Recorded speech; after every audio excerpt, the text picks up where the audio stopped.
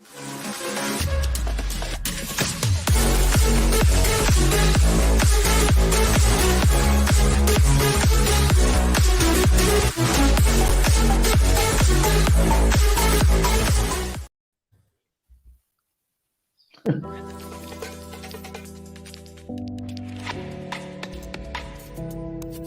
Cork Beard Company make beard oil and beard balm for a strong, healthy, great-looking beard.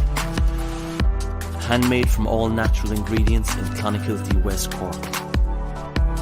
Check out their YouTube channel for beard care tips and advice, or catch them online at westcorkbeardcompany.ie. Good evening, good morning, good afternoon. Welcome back to the Same Old Arsenal podcast, the last podcast of the season. It's here, something I don't like doing because it becomes part of my week doing this podcast, and it's something I love doing, obviously, meeting up with these boys and talking about the Arsenal every week.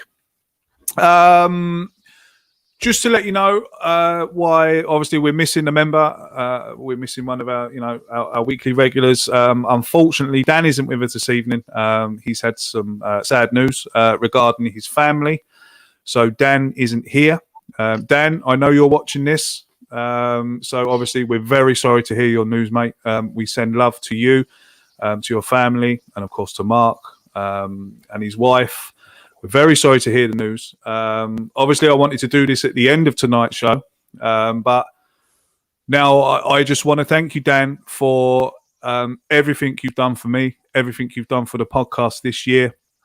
I think you have been a golden ticket to me this year. You've been absolutely superb. You've taken your show. You took that offer by the scruff of the neck, and you have produced one of the best pre-match shows that there is on YouTube. So you should be very proud of that, mate. And again, I'm sure Lee echoes that. You've been absolutely fantastic for us. And, I can't wait for us to get going next season. I know that you're down in the dumps at the moment, but I hope somewhere along the line you can find a bit of peace and a bit of happiness in the not so distant future. But as for now, we're thinking of you, and again, we're very, very sorry for the news that you've heard today. So the season is over. Thank God for that. Thank God for that. Harry, you took the words right out of my mouth. Thank the words right out of my mouth.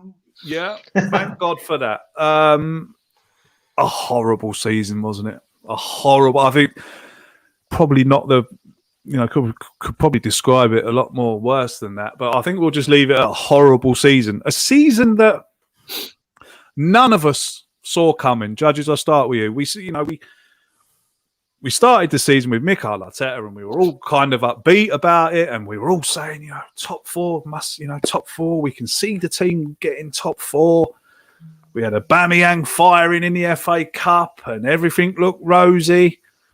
And then, unfortunately, things went a bit pear-shaped, mate. And we finish 8th. Was it 8th in the end?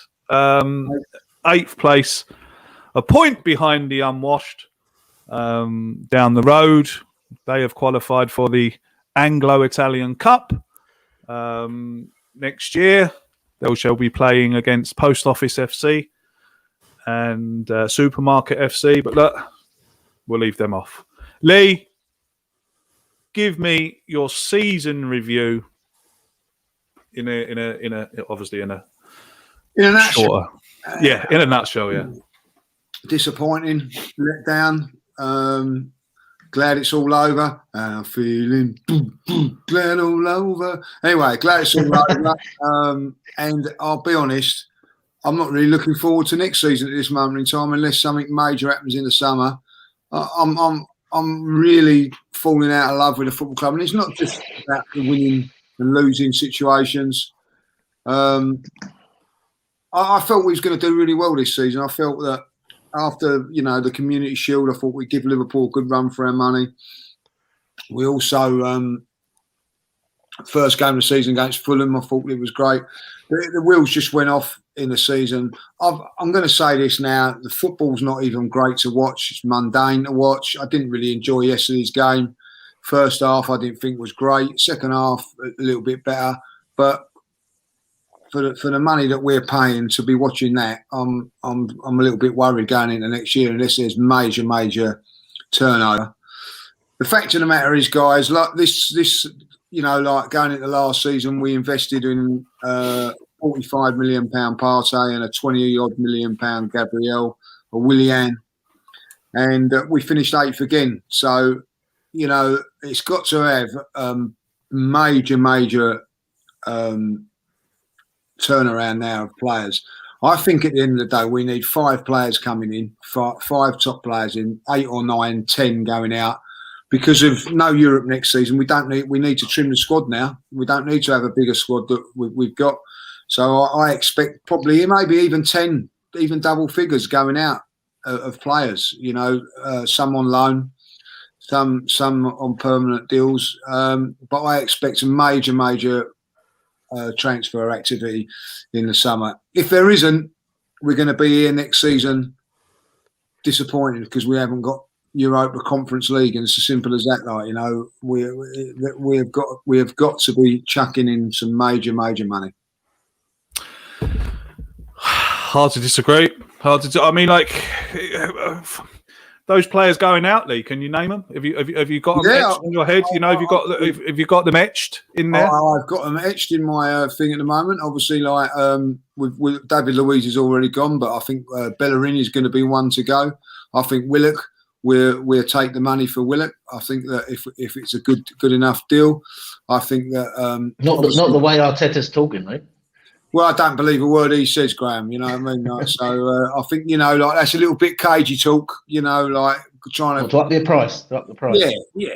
I mean, sensibly so. That's probably the thing that they can do.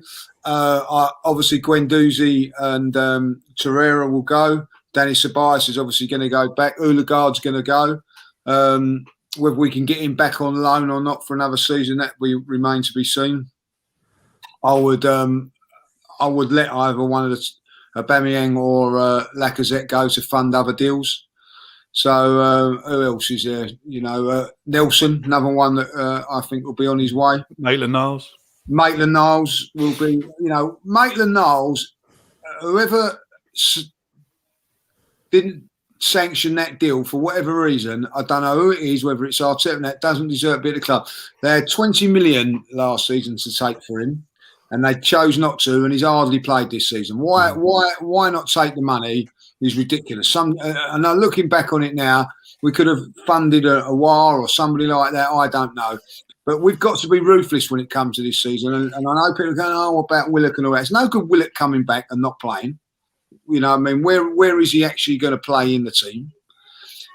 So you've got to be looking a little bit ruthless on that.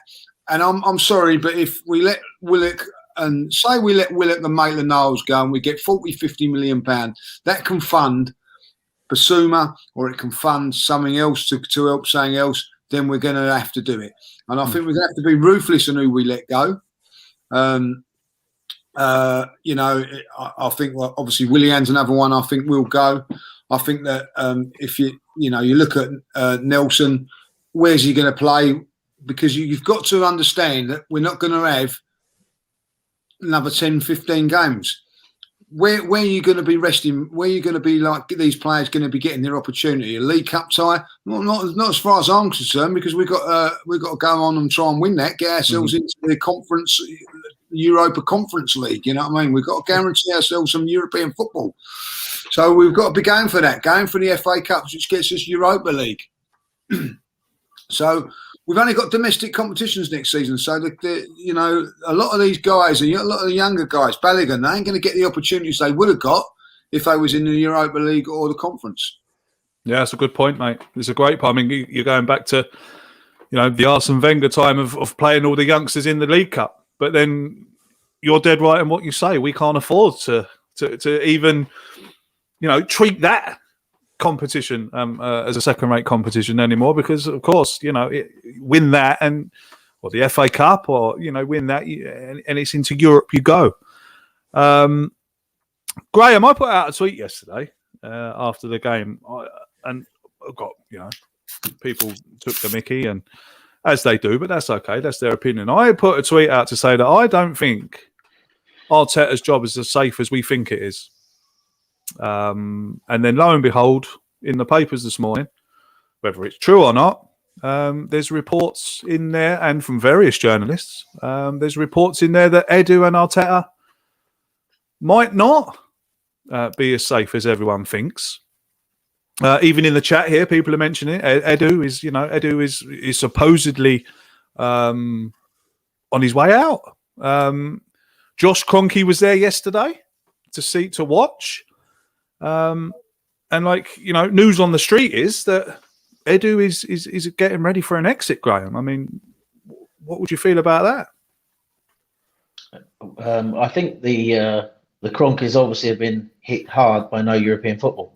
Mm-hmm. So because it's going to hit their cash revenue, isn't it? If they got no European football coming in next season, no money coming in from European football next season, obviously that's a concern for them.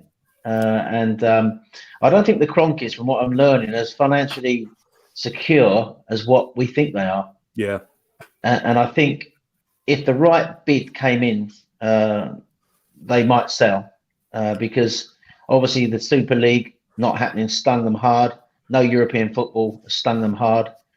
So in answer to your question, I think that Edu and Arteta are on thin ice at the moment because not delivering that European football, they would have not liked that.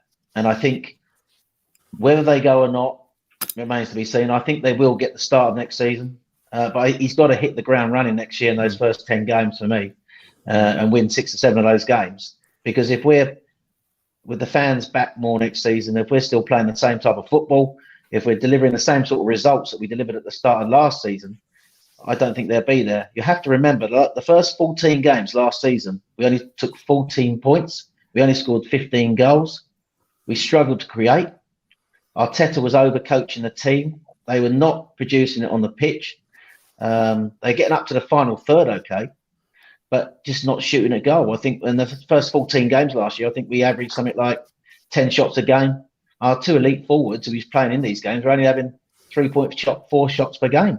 So we were, and as Lee and I think Dan has said in the past, if we were in the Emirates, we will not be putting up for that dire sort of football that Arteta was churning out last year.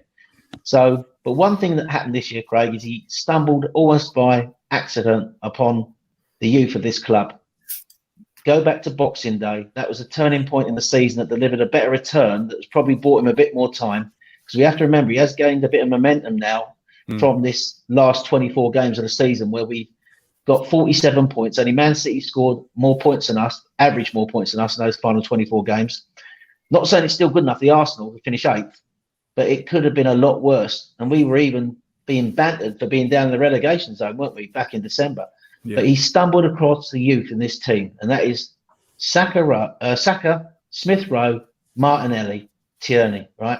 Particularly Smith Rowe, Martinelli, and Saka.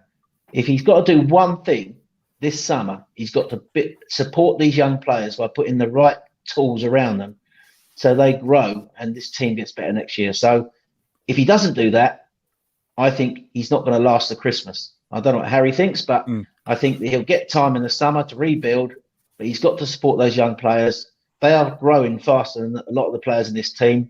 We're going to trim the squad down, as Lee says, because of no European football he has to, but he's got to get the right recruitment, which has always been our weak point, get that recruitment right, continue this momentum into next season, because if he doesn't, then I think him and Edu might be gone.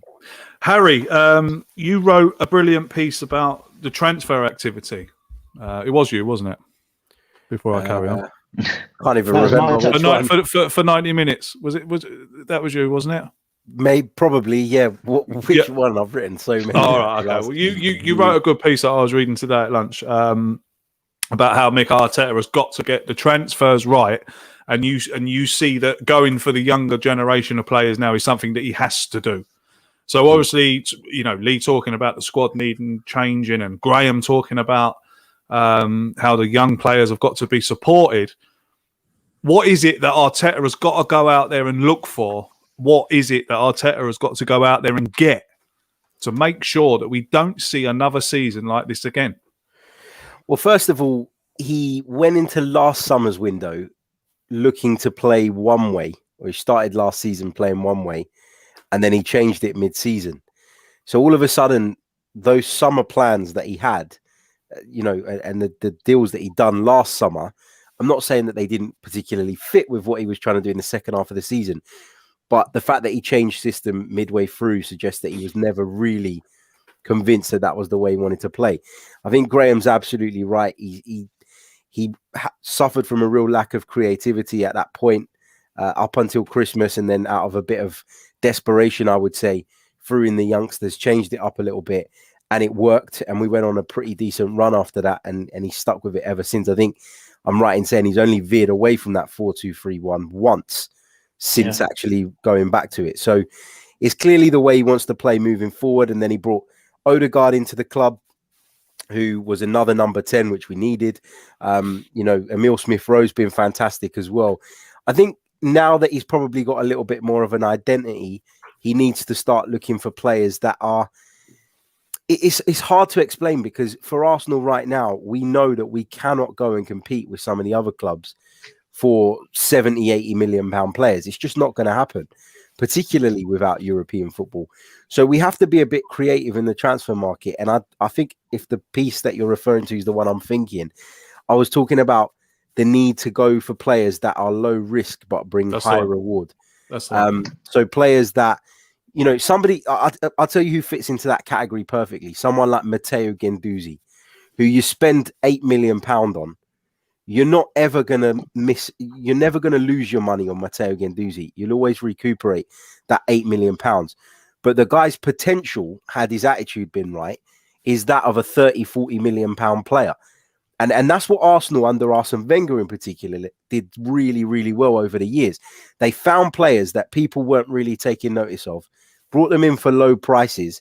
Their ceilings were incredibly high. And that's a talent, to spot players who are not quite at their potential level yet, but you feel can get there. And Arsenal need to be cleverer in their scouting, in the way they go about the recruitment, because, we've heard reports tonight that Liverpool are after Bissouma. And I'm not even that big on Bissouma, but I know a lot of Arsenal fans are. And if Liverpool are going to come to the table, Liverpool, who are in the Champions League next season, were the Premier League winners last season, who's he going to choose?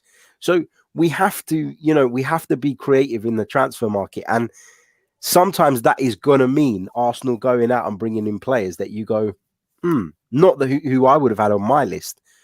But you've got to have that process in place and that scouting ability to do that. The worry is, though, that Arsenal don't have that structure. And we know that Arsenal have put in place where they've hired some scouts to come in and do some sort of assignments in terms of looking for players, which suggests to me that behind the scenes, they've taken that view as well, that they need to shift their transfer policy to something like what it used to be and start getting creative in the transfer market again. So I would say to Arsenal fans, people are talking about Grealish coming in and Bissouma coming in and all of this. It would be great, but I don't see it happening. And I think even more so now, without European football, you're going to see a shift in the transfer policy. But I'm not convinced that Mikel Arteta is going to be able to work miracles with that, for a number of reasons. He's shown quite a few flaws over the course of the season. He is inexperienced. Do I have the same trust in him to get us into the Champions League on a limited budget the way I did in Arsene Wenger, for example, for a period of 10, 12 years? No, I don't, because he's not at that level as a coach. And that's the worry going into next season. Yeah, I mean, I was, saying we won the Europa League, just for hindsight. I mean, from what we've seen this season, if we had won the Europa League, I don't know. I don't think I would have been too confident of Mikel Arteta being our manager in the Champions League. Unfortunately, just the way I feel. There's a lot of people out there that feel differently. But Lee, I'll come to you, mate. A lot of people are saying that this Europa Conference League, we've dodged a bullet. That they're happy that we're not in it, and that we can concentrate on a league run next year instead of having to worry about midweek European games and stuff like that. I've got a bit mixed bag of feelings about you. I was kind of hoping to use it as like a Carabao Cup type situation where we played a lot of youngsters in it to give them experience of playing in tournaments and playing European football, and of course playing for the Arsenal and getting game time. But then obviously there's the other people who didn't want to be in it because they think it's a load of rubbish because, again, no disrespect, we'd be playing Post Office FC on a cold Thursday night in Macedonia or wherever these teams are coming from. So what's your thoughts on missing out on that Conference League, or do you think we've missed out? Well, I think there's two ways to look at it. I'm disappointed we didn't get here because it meant we'd have been above Spurs. If I'm saying that we're out of it, I'm not that bothered. Well, I'm not bothered. I don't want to go to those games anyway. So, the enthusiasm of Arsenal at the moment is naught. And I'm sorry, but I understand what Harry's saying. But if Arsenal go down that route of what he's saying about transfers and all that, then I'm not going to bother renewing, and I'm just going to have a year out and not have nothing to do with it. Because I tell you what, we'd be in the same position as we are next season, hoping to get into some competition to win it. Because we ain't gonna do nothing. If Arsenal don't do some serious business, and I mean this sincerely, let's get this straight. Manchester City are by far the best team in this league and probably in Europe at this moment in time. They're in for Harry Kane. They'll probably get Harry Kane at some stage, right? That's a team that's winning things and still looking to improve. Manchester United, I listened to Solskjaer the other day. We are in for 3 players to improve. They are second in the league. Arsenal, what are they going to do to get from 8th to get into to start challenging with these boys again?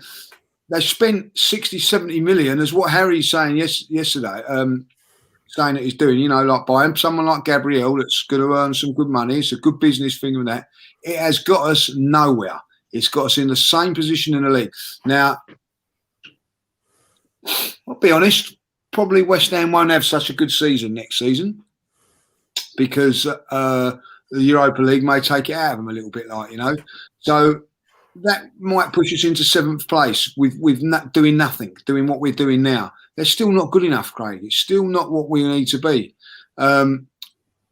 Spurs are in as sorry state as us. The both clubs are so poorly run at this moment in time. It's unreal.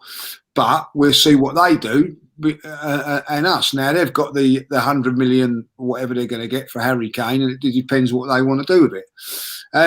But ultimately, Tottenham are probably going through what we went through 20 years ago, or however long it was, selling our best players. So, being promised, selling our best players. For what?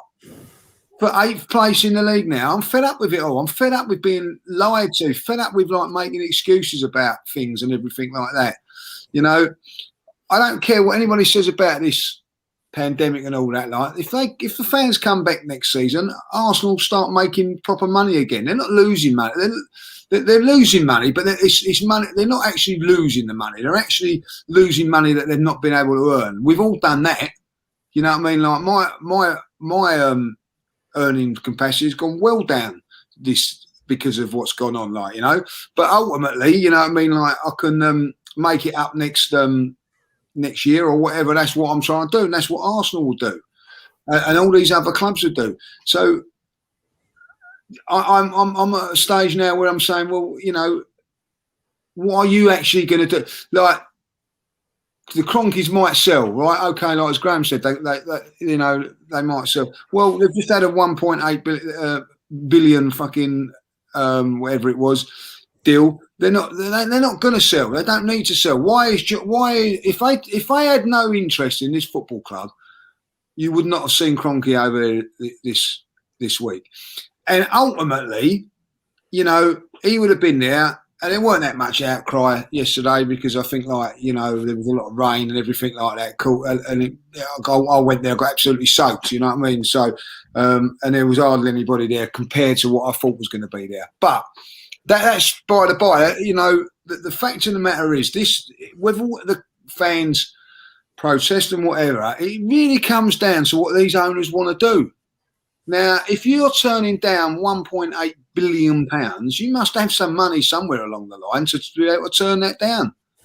You know, and I honestly think that they will. Now, the other thought of it is, are they going to trust Arteta with that sort of money? I think that they will. But I honestly think that, you know, something major has got to happen this summer, because we've continued, and I hear what Harry's saying, and it's all, I think that, you know, what he's actually saying is probably going to be the truth. I think that's what will happen. But if it does happen, we'll be here again next year, guys. You know what I mean? And I'm you know, I'm fed up with spending all that money on watching crap. You know what I mean? Crap players, like, you know what I mean? It really is, like, I'm telling you, like, it's like going to the Emirates at the moment. It's like going into a village hall, right, and paying West End prices to watch a play. You know what I mean? Like, and your grandson comes on. You know what I mean? Like, really, like, you know, waving a wand. You know what I mean? And you're paying like the privilege of £150 for it. Not good enough. Good analogy. Good analogy.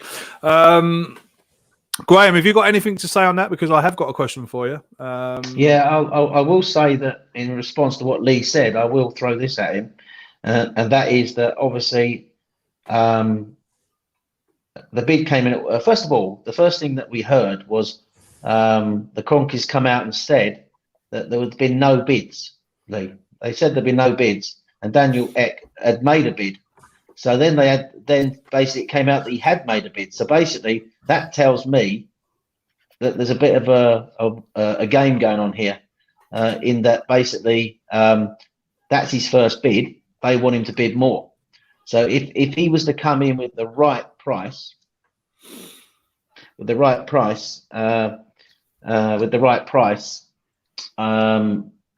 think he might sell if he gets if the bid is big enough.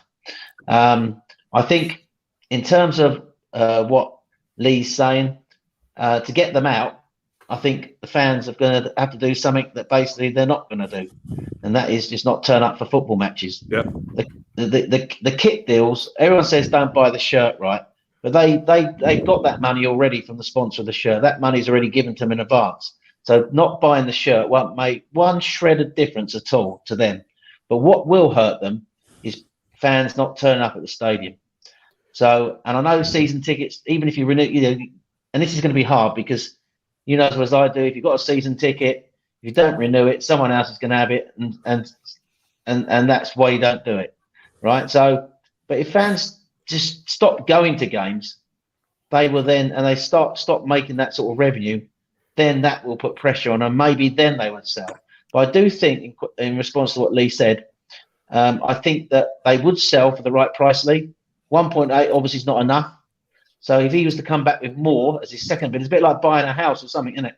It's sort of like, it's basically you sort of like go with a price. They say no, then you come back with another price. So I'm just saying, I don't think this is dead yet. And the fact that Josh Kroenke is over there, I don't think that has any relevance at all. So so there, let's just see how it plays out. But yeah, so what's the question, Craig? Well, the question was, I'll bring it to you and Harry. Obviously, someone in the chat there has brought it up about Steve Bold getting let go. For me, Steve Bold, an Arsenal legend, on the pitch, no doubts. But off the pitch, not so good. You know, if we're going to be honest, didn't really make an impact when he was number two and when he was coaching, and of course goes to manage the under-23s and nearly relegates them. So I'm not too sure about the whole outcry thing. I thank Steve Bold for his 30 years of service to Arsenal Football Club, but there's there's a bit of an outcry going on, Graham, about we shouldn't have sacked him and this, that, and the other. What are your feelings on that? Well, it's just loyalty to the fact that he's part of that legendary back five. And I think we tend to judge him on the length of service and what he was as a player. And this is what the problem I've always got about sort of like when players come back to the club who don't cut it, because then you end up sort of like their reputation gets slightly tarnished. But what they do when their playing career's ended, he obviously hasn't cut at that level. And I think that's such an important part of the club, developing young players. If it's not working, he has to be replaced. And if Harry's talking about that model where we got to sort of like rely on young players, also we got to be producing young players as well. And that simply isn't good enough. But the only thing is, I would like to see consistency, that when the manager's not delivering, then that he goes in the same way. I'll let Harry take it up from there. Yeah. Is it? You know, I mean, I'm sure you'll tell us why it's not hypocritical, Harry. But you know, is it not a bit hypocritical that you know a manager has been sacked in the club for not getting results when you know the main manager is doing the same thing, not getting results? You know. Yeah, but Steve Bold's had years to prove himself as a coach at Arsenal, and he hasn't. And that's the reality. You know, I get it. I get that people want to be loyal to him and for all he did as a player. And, you know, I caught the back end of Steve Bold's career. So I'm probably not as well placed as some of the others to talk about how good he was. But I had immense respect for him as a player. I've met Steve Bold. I've spoken to him. I think he's a top guy. But, you know, ultimately, we can't sit here and moan about the club needing to go in a new direction, needing to shift the way we're doing things, and then at the same time cry out for someone who has a under 23 sitting fourth from bottom in the Premier League too. And people will say, oh, you know, but he's had a lot of the good young players taken away from him and put into the first team. But every top club does that. You look at Manchester United, they bring Greenwood up. They've brought Rashford up over the years. Every club does that. They cherry pick their best players from that lower team and bring them up. That's something you've got to deal with, and it's part and parcel of what we're doing. I think what I was saying about the shift in the way we're going to try and move forward, I think this is another sign of that, another indication of that we are going to try and go down a different route. And to kind of link it back to what Judge was saying before, and I totally agree, you know, there's a risk that we end up being sort of worse off next season, or even where we are now, which is obviously not acceptable. But unless everything behind the scenes changes and we have an efficient structure in place that sees us bring in talented players for good value, we develop them and then we build off of that, then I don't see how Arsenal close the gap on Manchester City, on Chelsea, on Manchester United, on Liverpool, unless we go and get a sugar daddy owner, which the Cronkies are not. They are not going to spend the money that we want them to spend. And so Arsenal fans, I think, not that we should be accepting, but we should open our minds to doing it in a different way. You look at Leicester City and you look at Liverpool, right? They're two teams who have been in and amongst the top four in recent seasons without necessarily having sugar daddy owners. For Liverpool to get to where they got, they had to sacrifice two of their best players in Coutinho, or they sacrificed their best player in Coutinho, and they reinvested that money wisely. So and then you look at someone like Leicester, who've also sold players to spend the money that they've been spending over the last few years. So it's, you know, you've got to get creative. You either develop the players or you accept at some point that if a massive offer, let's say for argument's sake, came in for Bukayo Saka, you wouldn't want to sell him. But if you thought that was the way to open up the doors to bringing in a group of players that you think could take the team to the next level, then you have to at least consider it. I'm not saying I want to sell Saka. It's just an example of how you either sell or you develop, because we have not got a sugar daddy owner who is going to say, here you go, here's £200 million this summer, go and do what you need to do.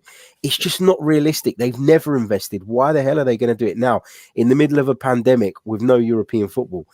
It's not me being happy with it. It's not me wanting it. It's just the reality of the situation. Yeah, I think the problem is we've missed our chance. Let's face it. What we've allowed to happen over the last few years, we've allowed players to run down their contracts. Yeah. All those players who left on a free. So we didn't need to. We didn't have to sell like a Coutinho. If we'd managed the contracts of Ramsey, Sanchez. You name the players. All those players we lost for free. Yeah, look at those players that went for nothing. Yeah. So we are now suffering through the tail end of the Gazidis Wenger era at Arsenal, where those players we overinvested in crap players. Let's be honest, and we let players run down their contracts, and we sold them for nothing.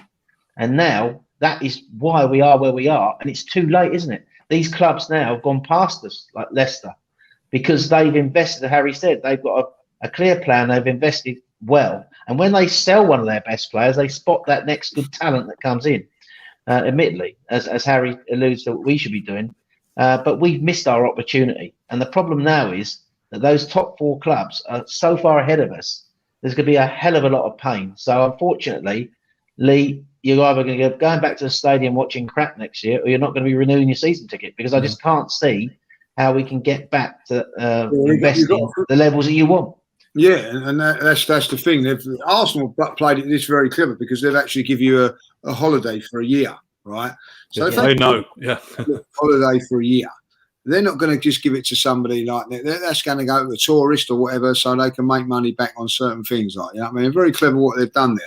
But I think a lot of Arsenal fans will take up the year of the holiday for a year, especially if there's only 10,000 of that go to games and things like that.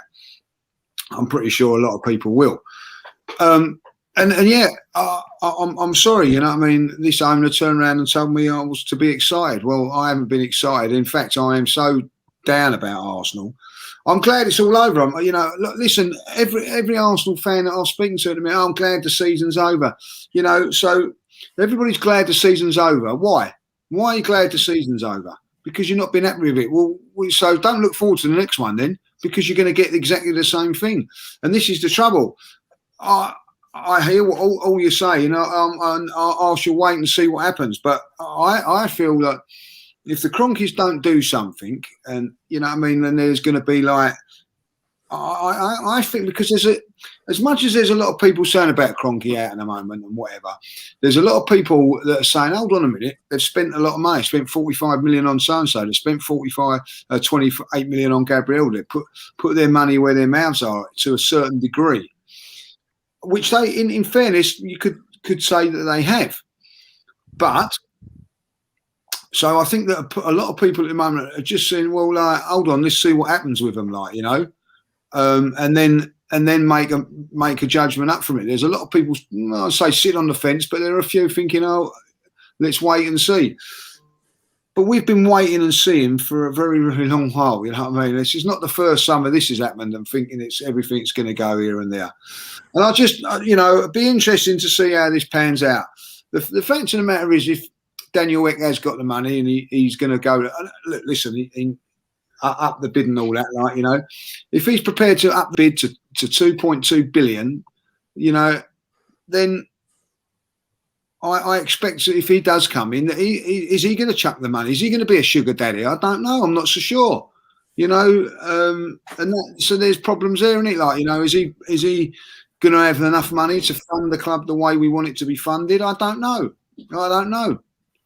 And the other side is, if this is such a great deal on Arsenal, why is only Daniel Ek in for it? Why ain't the Arab people that have been in for Newcastle? Why aren't they coming in and looking at Arsenal? Why is it just Daniel Ek?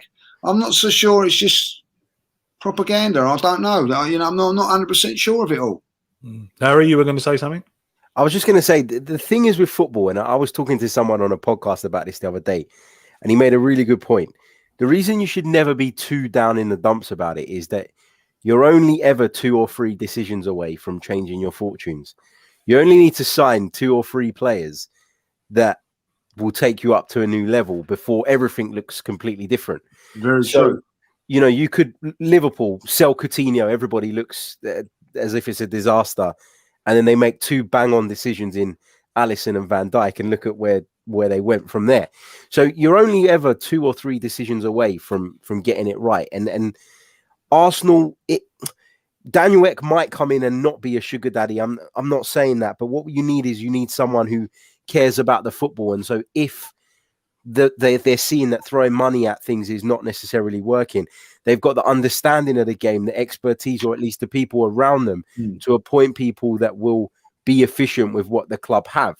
You look at so many clubs that are punching above their weight at the moment because they've used their resource properly. And Arsenal have just not done that. You know, we've gone and spent money on bang average players. The contract situations that you guys have mentioned have left us in this mess where we're at. But, you know, there is things to be positive about as well, I think. I think it's important that I know you shouldn't compartmentalize parts of the season. I know the season is 38 games long and it's not just about the last 24. But if you look at the last 24 and if you take into account the upturn that we've seen during that period, then, you know, there is reason to believe that we will be better from the beginning next season. Whether it's enough or not, who knows? But, you know, it's not so doom and gloom like it has to be. I'm glad the season's over because it's been stressful, but it's not so doom and gloom. And as I say, the fact that you could make 2 or 3 transfers that could not even cost an absolute fortune, but could look at Emil Smith-Rowe, how he's burst onto the scene, made a big difference. Bukayo Saka, these transfers cost us nothing because they came through the youth. So you're only 2 or 3 players away sometimes from getting up to a new level. Harry, you make a fantastic point, or that Ferd did, because funny enough, I sat here this afternoon and I don't know if anybody watches it, but it's the Big Match Revisited. Right, and I watched it on it was like Sunday's one, and now Jimmy Greaves was on there talking about Spurs. Now this is in hindsight, 1980, and he turned around and said, "You know, what do you think of Tottenham?" And he said, "Shit." No, he didn't. He said, "Like, what do you think of Tottenham and what they're doing?" And he turned around and said, They're 2 players away, or 2 or 3 players away from being like a side that can compete. And he turned around and said, when you look at it, they can beat anybody on their day. They're in that season that's going on at the moment, 1980, they've gone to Manchester United in the FA Cup and beaten Manchester United, but they haven't got the consistency. And he said the reason they haven't got the consistency is because they haven't got goal scorers. They play some good football. Glenn Hoddle was in midfield, blah, blah, blah. So in this summer that goes after the 1980 summer, they bring in Garth Crooks, Steve Archibald, right? They also bring in a player called Graham Roberts from Weymouth, believe it or not. And all of a sudden, I know it's a different era, but they go on to win the FA Cup in 81, 82, and then they go and win the European UEFA Cup in 84 or whenever it was.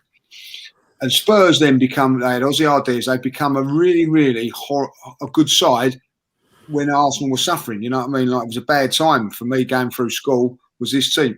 But what the point being that they were going nowhere until just 2 or 3 signings they made in that summer, and then they become a very, very competitive club. And Lee, sorry to interject then, but football then was more of a level playing field. Of course it was. The point, I agree, but the point is, though, that they made those signings.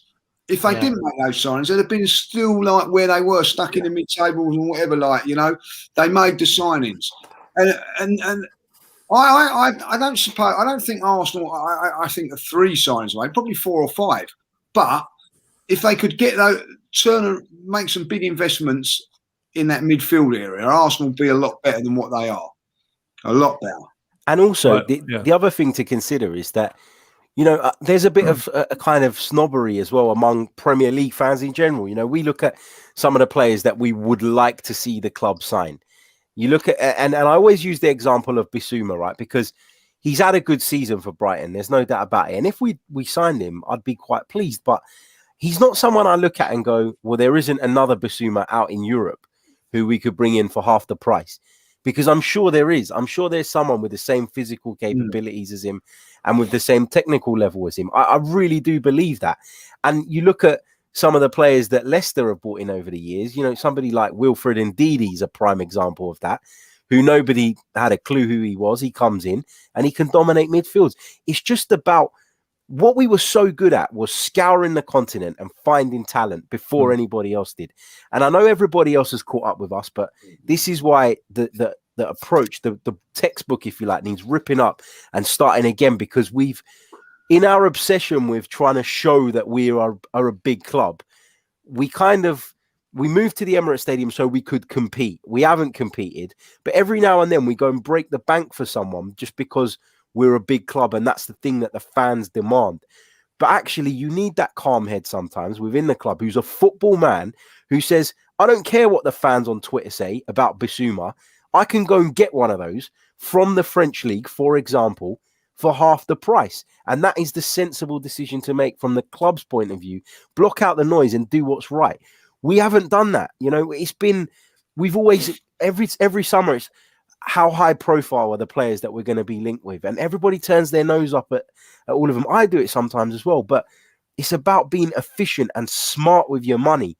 And that we've definitely not been. And that's the biggest issue. You know, we can talk about the manager and all of that, but that's why we are where we're at.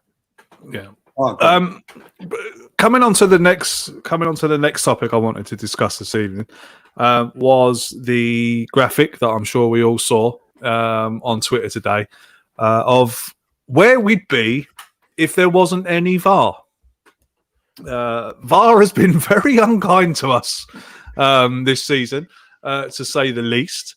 I know I wasn't sure whether I wanted to talk about this tonight, but I think I'm going to. Lee, the VAR table basically says that Arsenal would. I know it's all hindsight before everyone goes mental in the chat box, but the table there says that we would have finished fourth if the VAR decisions would have gone our way. Any relevance to you at all, Lee? This can be a quick one. Listen, VAR has got to go. And I'll tell you why it's got to go.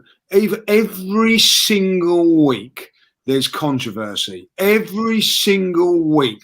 Now, I watched a game. It didn't affect us in the end, Crystal Palace, right? Benteke. What he done in that game to El Nini is a sending off. Right, when I've seen other things, I then watch Match of the Day yesterday, not seeing anything. Can I just cut across you there? Sorry, mate. What happened in the 4th minute was a red card. That bad tackle. Yes, the 4th minute. You can say that when you see Aubameyang do the same tackle last season, and VAR get involved. Yes, totally agree. Right, and then I'm just sitting here watching the Chelsea game last night, and I'm going to call him Dave because that's what the Chelsea fans do, the right back, like Aspilicueta, right? He actually just flicks Grealish, and he's got a red card for it. And I'm looking at the Benteke one, I'm thinking, hold on a minute, I've just seen something there, completely the same, but not given. I see there was a great caption on Twitter this week of 6 incidents, right, involving Arsenal. Which one was the red card? And it was the one with David Luiz. It's absolutely ridiculous. And I see. I'm going to bring it up. I don't think it would have made much difference. I think Spurs would have carried on and got another goal. Harry Kane handballs the ball. Now I've seen Pepe go through in a European tie, handball the ball and score, and I've turned around and said, no, he's handballed it. It's no goal. And I accept it. He's touched it with his hand. He hasn't meant to do it, but it's touched his hand. No, it can't be given. And then I see somebody else like Harry Kane deliberately or whatever, handball, nothing given. And then I see things like the ruler coming out for decisions, right? And then I see a tight decision at Arsenal this week with Holding. I thought it was tight. No rulers coming out. Just get on with it. And there are decisions now that I honestly think it allows people to be corrupt. It allows people to be corrupt or incompetent. Yeah. And the fact of the matter is, VAR is like, let's get this saying straight. When the goal line technology come in for the ball over the goal, has there ever been any controversy in that? There's been one time there's been controversy when it didn't work. But ultimately, it's worked most of the time. So no one argues with it. I don't argue when the ball says it's over the line. I don't argue if it's a goal because it's fact. a lot of this VAR at the moment is still opinion. Is that a free kick? Is that a penalty? Is that a sending off? And this is why you're getting one player getting sent off for something and not another player, because it's not fact. It's an opinion of a useless ref that can't referee properly on a pitch. Now he can't referee properly in front of a screen. Get rid of it. End of. There's a lot, you know. When you're playing on a non-league game, there's no VAR. There's no nothing. It's, you know what I mean? Like, basically, you know, football now, the Premier League and whatever is going completely wrong way. Scottish football doesn't have it. You know what I mean? So why have some countries got it, other countries haven't? At the end of the day, when I used to play on the field, it was virtually the same rules as if you was playing at a professional level. Now, when you was playing in the FA Cup, right, you go and play in the FA Cup, you play a team there, oh, we're playing with VAR today. Yeah, it's rubbish, right? And then the next week you're not. Games, because you're in the Premier League, in the FA Cup, you're playing with VAR. If you're not in the Premier League, you're not playing with it. It's a nonsense. Yeah, it's ridiculous. Nonsense. Well said, mate. It is ridiculous. I mean, there's a few people in the chat there saying that I'm relying on VAR. I'm not relying on VAR. I just think it's a good talking point to have. Graham, you come in there, Graham. Yeah, you can come in now. Yeah. Hello? My wife's coming. My wife's coming in a minute as well. So, yeah, well, that's good. I want to know what she thinks about VAR. Yeah. Look, I think Lee actually made some really great points there. The thing I want to add to the debate is I just don't think the technology is good enough on the offsides, and that's what I talked about that before we come on air tonight, and that basically was, I've been saying it for weeks, months even. I don't think the technology is good enough, and until they get the technology right on offsides, why are they doing it? I mean, I watched the goal that Chelsea had chalked off in the FA Cup final. Thiago Silva, I believe it was, who played the pass, and they drew the line. When you see where they draw the line, the ball has left his foot. So it's not as if he's kicking it as they draw the line. It's slightly left his foot. So when you're talking about millimeters, as it was in that offside decision, how the hell can that be accurate? I just don't think the technology is good enough at the moment. The cameras are not sharp enough to catch it. And the other thing I think, the big problem I've got, the last game I went to at the Emirates was the West Ham game, which was when I think that was Ozil's last assist. I think Lacazette scored, and we waited for about, it seemed like 5 or 6 minutes before they gave the goal. And I think the Chelsea fans had it in the cup final. They waited a long time. What I think should happen is what happens in rugby league. Instead of the fans who have paid the money, who are in that stadium for the experience, suffering, what they should get, they should hear what's going on from the officials. In rugby league, the guy's mic'd up, he's saying, even like cricket, they're saying, can we go to DRS, ball tracking or whatever? I think we should hear what's going on in the conversation. I think they should be man enough to sort of do that so that the fans are not shortchanged in the stadium. I'd like to know how they reach those decisions. And I know it might cause uproar in the stadium and people going mad in the way they do when a player makes a missed pass. But that should be part of it for me. But I think the biggest gripe I've got is I don't think the technology is good enough on the offsides. They need to get rid, as Lee said, until it's better. And then even then, the point he makes is great. You've got incompetent people. It is a matter of opinion at the end of the day. That's why you get the inconsistency. So for me, I think VAR has been, we wanted it anyway. We wanted the right decisions in football. But this, in effect, is not something that I envisioned it would be. And we're getting so much wrong now. It is, at the end of the day, football at times is a game of opinion, isn't it? And I think VAR is adding sort of like making it more contentious, I would say. So, like Lee, I would get rid, Craig. Can I defend it a bit? I thought you might. Oh yeah, I thought go for it, mate. Go for it. It set off Granit Xhaka twice in the last year. A few things. Like I agree, it's not been as good as we wanted it to be, and some of the points you guys make are absolutely spot on. The only thing I would say is, first of all, you're never going to get 100% complete consistency in football because somebody different every week is interpreting those pictures. Also, people need to adjust their expectations of VAR, because it feels to me like everybody heard about VAR and thought VAR is going to come in and 100% eradicate any wrong decisions. That's not what VAR is. And VAR is not making calls. VAR is a technology. It's a tool available to those people who are responsible for making the calls to assist them in getting a greater percentage of their decisions correct. And they are failing to do that. They, as officials, are failing to do that. So for me, it doesn't matter how good the technology is. If you've got incompetent people running it or using it, then this is always going to be an issue. If you watch other leagues on the continent, and I watch a lot of Serie A, and Serie A is a league that always gets accused of having corrupt referees and corrupt this and corrupt that. Actually, yes, there have been some controversial VAR moments over the course of the season, but nowhere near as many as the Premier League.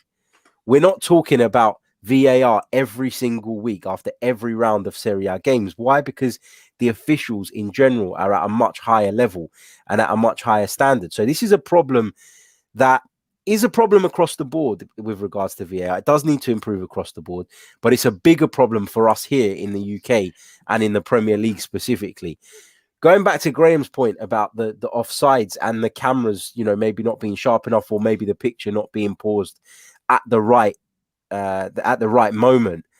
I think that is still better, though, Graham, than relying on a linesman to be able to split his vision between the player making the run and the guy playing the ball from centre back. I still think we're getting more of those right than we would be getting without it. Because, yes, some people will say, oh, it's a toenail, it's an arm. Well, if that's the case and people are unhappy with that, then the rules need changing. Because just like goal line technology, onside or offside is not a matter of opinion. It's fact. You're either on or you're off. So I think we've overcomplicated the rules. Yeah, we need to get back to simple rules. You're offside. You're offside. Offside needs to be daylight. What's happened? What's happened is that we've gone into a new age with VAR, and some of the rules that we've known for the last 10, 20 years are no longer fit for purpose because of VAR, and we need to tweak them so we get to a place where the rules and the technology, or the rules and the tools that we're using, marry up to one another better, and there's less of a discrepancy between the two. The problem is, Harry, we're destroying the product. The product is all about goals, about goal creation and goals. And what we're doing at the moment is we're taking away that element of favouring the attackers, right? Because that's what we changed the rules for. Let's be clear about that. We changed the rules so that the attackers had the benefit in tight decisions, because that's what we wanted to see. We wanted to see more goal mouth incidents, more excitement in the box, and more goals. And so what the technology now does is it's taken away that element. And also, what it's done also criminally is in the stadium, and even when you're watching it, you can't celebrate a goal anymore, Harry. You cannot celebrate a goal. You've got to wait for a VAR decision. And I think that is, for me, killing the excitement, not only in the game, but in the stadium. I think generally, if you watch football for a long time, and as you guys have, I think generally when a goal goes. No. I'm saying as experienced football viewers, and I include myself in that. As people have watched hundreds, thousands of games of football over the years, I think you generally know when a goal's gone in and there's a risk of it being struck off, to reserve your celebration.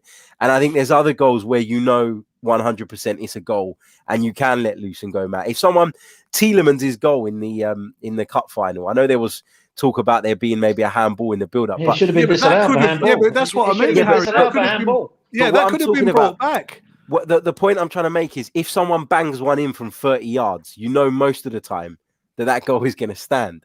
Someone's handled it in the build-up. No, all right, bad example. What I'm talking about is someone shooting from distance. No, it's not a bad example, mate. It's not a bad example. What you're saying, Harry, is just the excitement of the ball going in from 30 yards. So you're just thinking, well, we know that's a goal because he's gone in by 30 yards. If someone's handled it. When Chelsea scored, I was watching that. I had no thought that was going to be even offside. I just thought, we're going to go on and win this game now. I had no thought whatsoever. Now, I've watched football a long time. I didn't even see an offside in it. And to be honest, I'm going to say this now. I don't think it was offside. No, nor do I. I think it's like someone on the referee going, I tell you, we don't want Chelsea to win this. It's good for football that Leicester win this. Frank Lampard was doing VAR that day. Realistically, if VAR is doing the job properly and to the rules, That first goal, Cinnamon's goal, should have been called for a handball, right? And I don't see it being offside. And I'm sitting there going, oh, no, like, they're going to win it now, like, you know what I mean? And listen, because it happened to Chelsea, it was a bit of a laugh and all that. But it's really ruining football because that then just, you know, killed the game completely. But then there's two sides of it, though, Judge, because if that, you know, if your team is on the receiving end of a decision that saves you a goal in the cup final, then you'd be bloody delighted with it. So, of course, it's both ways. The drama goes both ways. And VAR. This is where I look at VAR. Right, when we was playing at Old Trafford, Aubameyang went through and scored. Yeah, prime right. Yeah. That is when I want to see VAR, when it's completely and utterly out of context that it shouldn't have been offered. When that happened, I'm in the stands thinking, I'll get on with it. It's, you know what I mean? Like, it's a goal. It's not a goal. Just get on with it. Like, but when you actually see it, it was so far onside. Yeah. That's when you want VAR to come in and go, do you know what? That's a good job. Even if it's against Arsenal and it's a millimetre out, oh, well, fair enough. But like, where do you draw that line? Because I think that should be given, that goal. And because I just don't see offside was not brought in for that sort of rule. You know, for us to get out rulers and all that, like, you know, it is to do that incompetence of that thing there. And what we're getting there, and I totally agree with you, like, you know what I mean? This is how farcical VAR is, right? West Ham are playing Man United, right? The ball goes out, it goes over past David Moyes. They all look at the thing and go, right, it's gone out. It comes back in, they play on and score, and VAR goes, we can't do nothing about that. Because we haven't got the angle. Yeah. The angle. Yeah. Yeah. But Graham's dead right in what he's doing. The ball's gone out, but they can't do nothing. Yeah. Graham's dead right in what he's saying about. Got to deal with that, though, hasn't he? The linesman in that game didn't flag for it. Surely, as a linesman, because the incompetence of it all. So that goes back to the official, doesn't it? Yeah, but what I'm saying, man on the pitch, these referees and linesmen are not good enough to the standard of refereeing. Let's be honest, in the Premier League is woeful, right? Yeah, and then you're asking these same people to do VAR. I agree with you, like, you know, I mean, if it was done properly, it'd probably be a good idea, but it's not being done properly, Harry. You've got to admit that it's not being done properly. I'll tell you another stupid rule, right? Yeah, if you're offside and you score, right, it gets given against you. If you're offside, right, and you shoot and the goalkeeper makes a save, it's a corner. And from that corner, you score, right, the goal's given. But realistically, you should have been given offside. But because it's not a goal, they don't give you. It's just stupid rules. Yeah. And what's all this rule? I mean, I don't know if you're talking about the same rule. If a player goes clear through and the linesman's waiting to put the flag up. To see, because he's waiting to see whether the player scores or not. Yeah, well, that can happen as well. You know, and then, like, if the player scores, the flag goes up, and if the goalkeeper saves it, the flag goes up. So why are you not just flagging for offside the old traditional way? There was one with Arsenal, right, and I don't know who it was against. A couple of weeks ago, not very, very recent, went through. Linesman put his flag up when we scored. They didn't even check it. They thought, well, we better not check that just in case it was on the side. And they just carried on. You know, when we ain't checking that because it would have been a farce. I can't think that it was an Arsenal game. It was a couple of weeks ago. Like, went through and he scored, and they didn't even show the offside because the linesman put his flag. Realistically, he shouldn't have put his flag up, but he did. I can't remember who that was who scored. I think I'm but Graham's right in what he says about it's overcomplicating things. Going back to the Tielemans goal, right, Harry? Like, they're saying that the goal was given because the handball was in a different phase of play. That's what they're saying, and I think they're saying that yesterday as well about Harry Kane's goal. He handballs it, and then they say, "Oh, it was in a different phase of play." What are you talking about? The ball hits him in the hand. He dribbles the ball. He turns around, squares it to Gareth Bale, and he scores. But this was exactly my point, Craig, that there needs to be, now that VAR is here, and it ain't going anywhere, now that it is here, there needs to be a clear sort of rule, sort of adjustment to clarify all of these things, because this is the problem. Is the Premier League as well were arrogant and said, "Oh, do you know what? We're not going to take VAR when everybody else took it. We'll wait another year." So while in Serie A, they've gone another year down the line of VAR. They've learned from their mistakes at the beginning, and they're further down the progression line of getting it right. We in the Premier League are still bloody behind because we didn't want to take it on at the right time. Yeah. So these things they will get better over time. They'll be ironed out. But what we need them to go back to the drawing board and say, right, we've got VAR now. We know the problems that VAR brings. We know the good it brings. We know what the rules of the game are. But how do we now adjust the rules so that they are to the benefit of the game, but also to the benefit of the VAR? Yeah. They need to be married up. There's no... there's no cohesion between the two. That's the biggest issue for me. I think Arsene Wenger has already said that he wants to bring back clear daylight, doesn't he? On an offside decision, and I think that is best for us as fans, and I think that is best for the game. If it's clear daylight, you're offside. If your toe is in front of a defender, that is not offside. That is not the offside that I grew up with, Lee grew up with, Graham grew up with, you grew up with, Harry. Playing football, that wasn't offside. You had to be clear. There had to be daylight between you and the defender for you to be offside. And also, I don't want to see players getting sent off, right, for tackles, right, when they're having to do them in slow motion. Because it makes it 100 times worse than what it is. You have a play, full play, and then you make a decision, not slow motion, like slowing it all down and all that, because that's ridiculous. Yeah, you know what I mean. Like, there's been a couple of sendings off in the last few weeks where, I mean, you take the West Ham one, for instance. The player didn't go in to hurt him. Everyone can see that the momentum of the tackle took him into the player. And he's been sent off. That one at Manchester City against Leeds when they were playing Leeds, and the fellow got sent off in the first half. I don't think that it was a sending off. I think the momentum of the tackle took him in, and obviously the follow through and the momentum, and they clash. There's an argument to say that he went in high, but I just don't think that was a sending off. And game was ruined, and it was a fantastic game before that. Whole game ruined. You'll never get that consistency though on every single element of the game. It's impossible because unless you have the same man refereeing every single game, things are going to be interpreted differently. And that's that football's always been like that, and it's always going to be like that. As far as I'm concerned, VAR is something. It's like having a toolbox with you, right? You want to break open a door, for example. It's just having a better tool to help you do it.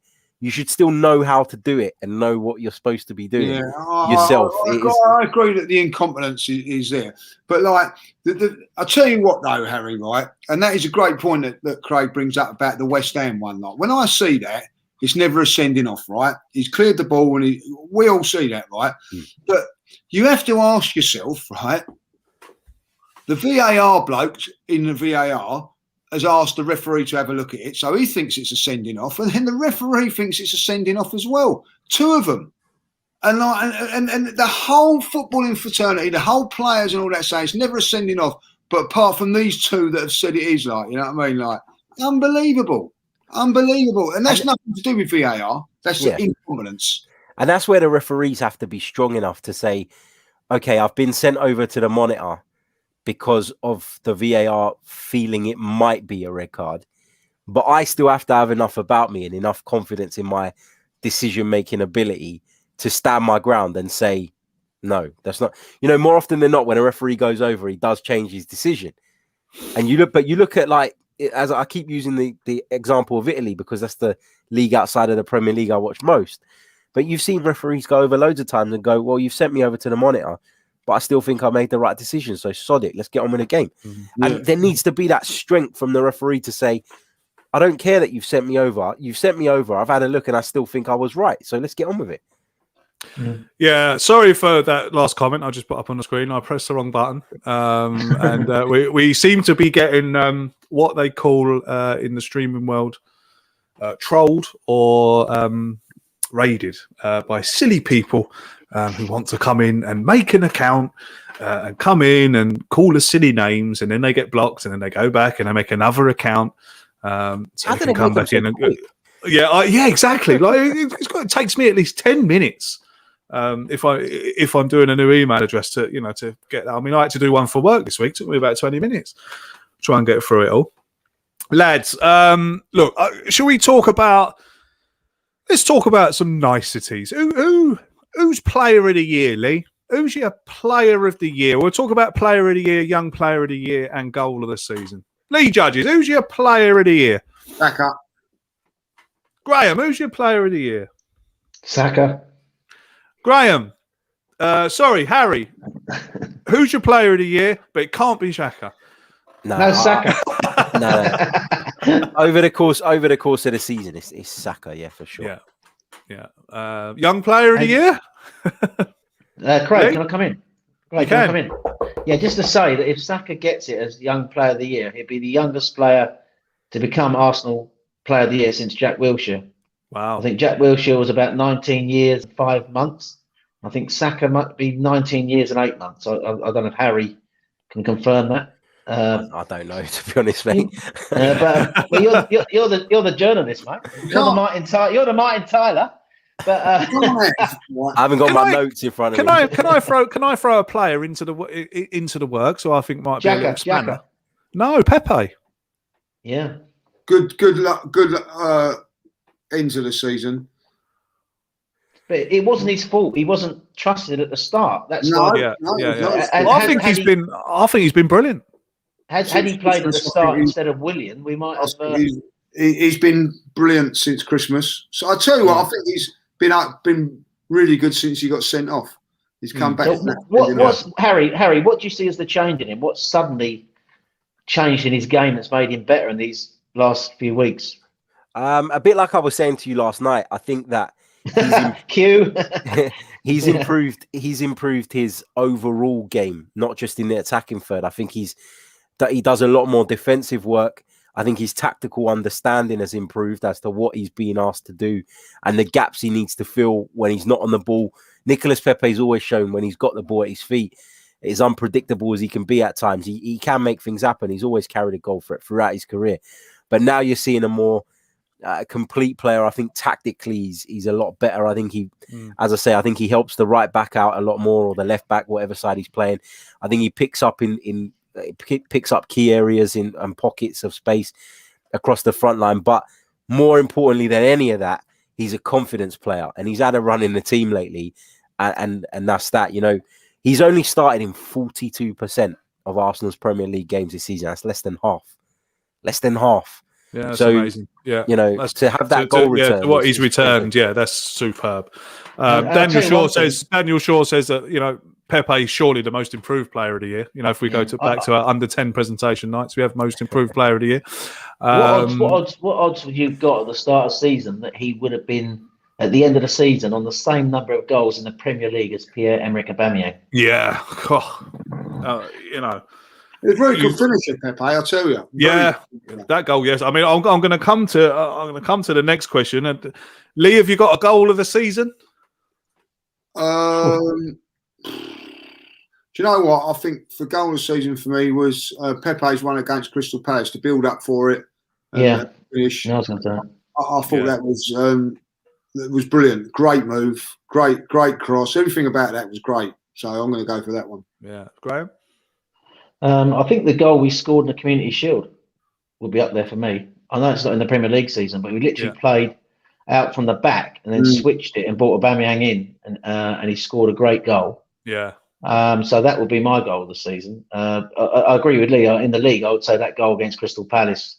There's one that I can't think of. I'm sure there's one other great team move that I just can't remember what game it was in. I'm sure we scored. It wasn't the one last week, was it, against Palace? I mean, that was a great goal. No, there was that one. There was another one during the season. I just can't remember when it was. There was one other great team move in the Premier League where he scored a great goal. I just can't remember the game. But just while we're on, against West Brom, someone's just put in. That was a very that was a great goal. Yeah, that was a good goal. Yeah, and also the other goal, the move was Smith Rowe setting up Saka in the same game. Yeah. That was sort of like when we did away with Lacazette at number 10 and moved Smith Rowe into the 10, and then we're playing football across the front of the the forward line. And It wasn't get a against 1-2 Wolves, combination. Graham, was it? It wasn't Saka's goal against Wolves away. It was Pepe's goal at Wolves, wasn't it? Away? No, Was it Pepe? Saka scored at Wolves away, and that was a bloody good move. I He thought it was volleyed it in Pepe, from wasn't the. No, it was Saka. He volleyed it in from the edge of from the edge of the box, didn't he? Look at this, look. Oh, God, I love this, look. What in God's name? What of kind of life do people have? Honestly, whoever's doing that, do you know what? I'm not even going to bother banning you anymore unless it's swear words or whatever. Just let me tell you that you're so sad. Anyway, great. Sorry, Harry. What's your goal of the season, mate? My personal favourite was Granit Xhaka banging in that free kick against Chelsea. That was a good one. That was a good one. That was a good one. Do you know what? I'm gonna pick Pepe's one yesterday, straight through the legs of Lewis Dunk, and into the back of the net. What a goal! Just nutmeg a fella, and it go into yes. Can I come in? Can I come in? Yes. You can. I've checked it. It was Pepe who scored at Wolves. Yes. Well, Pepe got the goal at Wolves. It was when we lost 2-1, when Louise was sent off. Pepe gave us a lead. That was a great goal. Oh, I must be thinking about I remember that. I must be thinking about the season before then. And I throw into the mix. My young player of the year will be Saka. Sorry, Smith Rowe. Smith Rowe, yeah, absolutely. How can Smith Rowe get it over Saka when he's up? Saka is the player. Because you've given him player of the year. No, I'll give him Smith Rowe, young player. I don't think there's any argument, but just for presentation's sake, we've given Saka player of the year. I'm sure Saka will be happy because I know he watches this podcast. I'm sure he would be happy that we've given player of the year, and I'm quite sure that he won't mind his mate. I'm going to give it to Gabriel. Gabriel, that's He's it. only older than Good shout. Smith Rowe. Good shout. Lads, that brings us to the end of the season. It brings us to another end of the same old Arsenal podcast for a season. Lee Judges, I know you're a very busy man out there in the social. I mean, you've even turned your hand to acting now. I mean, what a man. But he scored a goal in the playoff at the weekend. Yeah, he scored a goal in the playoff final as well. If you haven't seen that, have a look. Absolute screamer. Can I just tell you a story about that? Go for it. Right, because it's very interesting information. This is obviously the shoot was at Millwall, so the sat nav took me through Rotherhithe Tunnel, 20 mile an hour. I've got to be very, very careful there. I went 19 mile an hour there, 19 mile an hour back. Anyway, I've just been fined £130 because I took the van in there. You're not allowed to take a van in there. So anybody that is going in a van, do not go in the Rotherhithe Tunnel. It will cost you £65 there and £65 back. So some of my fee for my acting debut has gone has gone on traffic fines. Well done, mate. How much did you get then? How much did you get for your acting fee? Part of it. 170. Yeah. I'm out now, so he's come out with 35 quid.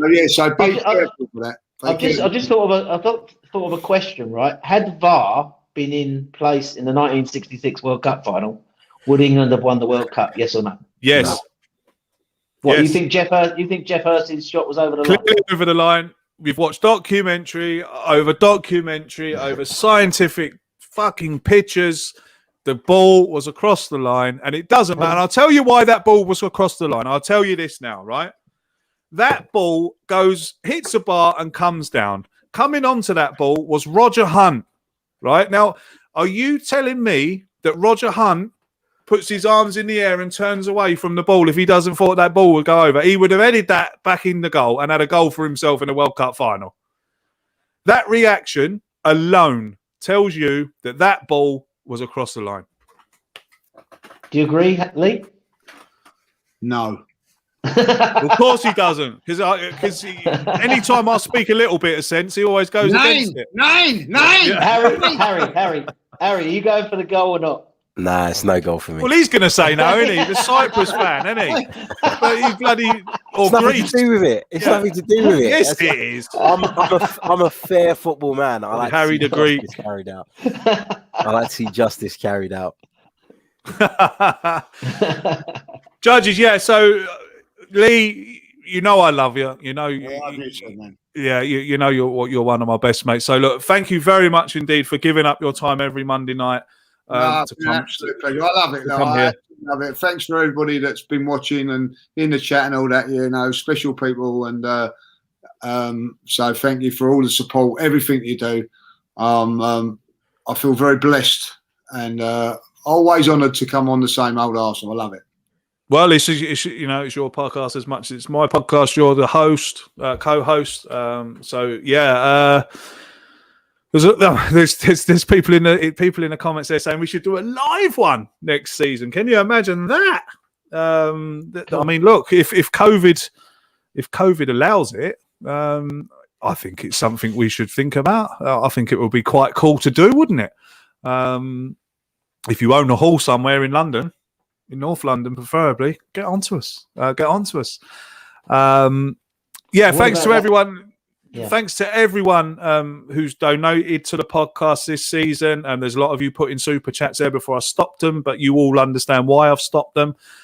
If you want to donate to us for the podcast that we've done all year, then the link is in the description. Go ahead. Thank you very much indeed for your kind donations, and everyone who's been donating to us. Absolutely unbelievable and very humbling for people to think that, you know, you give us a few quid for bringing you the podcast. Graham, my thanks to you, sir. You're obviously a massive part of this podcast, mate. You've been with us now for, I think it's 3 years now, isn't it? Yeah. Delighted when you agreed to come on board those 3 years ago.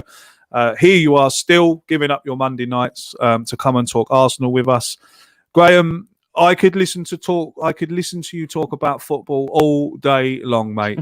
Your knowledge of the game is undoubted. Why you are on this and not on Sky Sports doing some kind of tactical analysis, I'll never know. Hashtag get Graham a job at Sky Sports. Get it out there. Let's get Graham a job on Sky Sports because he thoroughly deserves it. Graham, thank you very much indeed. Craig, it's always a pleasure to be on this podcast. As I've said many times, you guys are my football family. Thanks to you for giving me the opportunity. Thanks to you for being a great host. And just want to say also thanks to Nigel, unsung hero. Yep, absolutely. Who moderates every week. Nigel does a great job for us. And I think, you know, it's a pleasure. We talk about football every week. We all have difference of opinions, but we respect each other. I think Dan has been a massive addition to the pod as well. Mark comes in and fills in. Albert, You've got really good people to fill in. And I haven't been here every week this year, I have to admit, because of obviously losing my mum and 1 or 2 work issues. But the standard on this podcast, I think, is really high. And I think the judge, you together, the banter between you, I always look forward to seeing the judge. And although Sophie Rose no longer loves him, I can say there's a lot of women at work who watch this who love him. So it's always great to be part of the pod, and great to see Harry making moves now in the football world. A lot of respect for Harry. And I know we only banter about his opinion and that, but we do respect him as well. He's great at what he does. And thank him for last night. You know, he was coming back from football, made himself available to me when he's going home to his family. Great guys, all of you. And it's been fantastic to be on here again this season. Looking forward to next season with you. Yeah, I would like to echo, obviously, and thank Harry. Harry, you have made some massive strides this year, mate. You know, the Chronicles of a Gooner has gone from strength to strength. You're getting jobs on TalkSport. You're on commentating on football matches. The next Martin Tyler. And Harry, I've got to say this. I love having you on here because you provide a different angle of looking at everything. And without you here to put these boys down a peg or two every now and then, without you here doing that, I believe this podcast wouldn't be as good as it is. I love having you on here for that reason. You're absolutely super. Like last week, I listened back to it, and like everyone was coming at you. Oh, Harry, and you had an answer for everything. And the thing I love about it is your answers are backed up with the facts. So, Harry, again, I know you're a busy man with all the media stuff that you're doing. So, thank you very much, mate, for giving up your Monday nights. And coming to talk to us about the Arsenal. No, thank you guys, man. Thank you for having me. It's been a pleasure. And I know there's been some weeks where I've not been able to make it this season. I apologize for that. But as I say, this is one of, sometimes there's weeks where I've got quite a bit on and I'm, you know what it's like, Craig, with young kids and you get tired and you can't be bothered. But with this one, I'm always up for it because it's always great fun. It's great debate. It's what, I try and look at it in a different way sometimes. It's why I get told I chat shit quite a lot, but it's part of the territory. So, no, it's all good, man, and it's a pleasure. And I'm delighted to be a part of it and to continue to be a part of it. So, thank you, man. You're welcome, mate. And of course, to Dan, I want to thank Dan, who has been a massive addition to this podcast. Unfortunately, he can't be here tonight, but he is bringing you a show on Thursday. It will be the last team talk. He's very excited about it. He's been trying to get Clive on from the Arsenal Vision podcast, and he's managed to get Clive to agree. So Dan will be interviewing Clive from the Arsenal Vision podcast on Thursday for you at 7:00. My last thank you, well, it's not my last thank you, actually. I want to thank Nigel. I want to thank Albert. I want to thank Dan, the GFP. I want to thank Suburban Gooner Chris, James Cook. I want to thank the boys from the Total Screamers podcast, who we've joined up with this season. A couple of times. Thank you all, lads. We're all, you're all part of it. Yes, this is the main podcast, but we've done a few podcasts there, 4 men and a mic. People have given up their time to come and speak to us, this, that, and the other. But obviously, my last thank you goes to you lot. For keep coming, over 600 of you here tonight, listening to us talk about football. It's massive numbers. I never dreamt, Lee never dreamt, none of us ever dreamt that the same old Arsenal podcast would be as big as it is. It's in the top 100 podcasts in the UK on the iTunes chart. It's just absolutely mind blowing. And for all that, it's you guys that do it. We just sit here for an hour and talk about football. You guys sharing it, listening to it, subscribing to it. It's all because of you. Also, we brought in the same old Arsenal USA this season as well. Tanner, Stan, Rowan. I've forgotten his name now. The lad from Ars Brothers. There we go. We've reached out to America. We've got a podcast going in America. So to the boys in America, thank you very, very much for doing it every Tuesday night, taking your time to do it. I think that's about it. I could sit here and thank all night long. If I've missed you out, I'm very sorry. Kevin Campbell, Warren Butt. Kevin Campbell. Thank you very much, Kevin Campbell, for giving up your time. I know he's a very busy man as well. Kevin's got lots of jobs on, and it always makes time to come on. If you've ever been on here, thank you very much for giving up your time to come and talk to us about football. I mean, there's Warren Barton as well, who gave up time to come and see us. Obviously, we've mentioned Mark, my long time school friend. Mark's come on. Thank you very much, mate, for your contribution. Again, like Graham says, bringing you in, it's breath of fresh air. I mean, what more can I say? I'm glad the season's over. I'm actually glad. This is the first time I've been glad that a football season's over. We'll see you next season. Have a great summer. And we'll see you next season. Thank you very much. Until we see you next season, take care of yourselves and each other. Take care of yourselves and each other. Be good. Stay safe. Up the Arsenal.